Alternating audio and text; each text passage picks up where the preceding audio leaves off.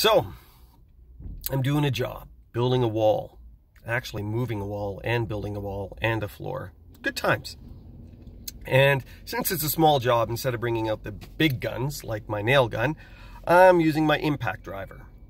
That thing has done me good for over 10 years now. Didn't make it through the day. She died. So I need to buy a new one.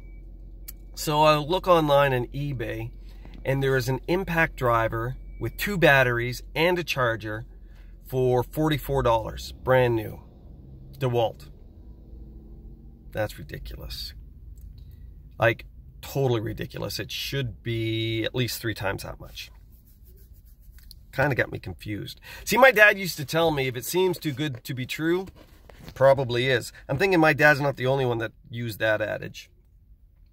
Because sometimes people, in order to draw you in, make promises that they're not going to keep. You know, there's been times in my life that people have done that, you know, and much to my shame, there's been times in my life when I've done that.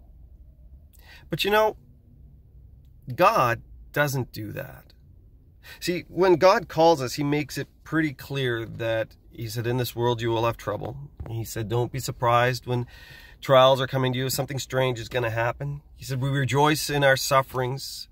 We get to share in the sufferings of Christ. So the reality is, in the Christian life, we're going to struggle. We're going to go through stuff. So God doesn't give us an unclear picture of what we're in for. But he also says, all things work together for good to those that love God, those that are called according to his purpose. We talked about that yesterday. He also says, exceedingly abundantly above all that we could ask or imagine, those are the things that God has prepared for those that love him. See, the reality is, God doesn't promise, but he does promise above what we can even imagine. And yet, we look at our lives sometimes and we think that God isn't holding up his end of the bargain. See, the thing is, everything that God does is for our good. Everything is so that we would come into a greater understanding of who he is and the life that he has for us.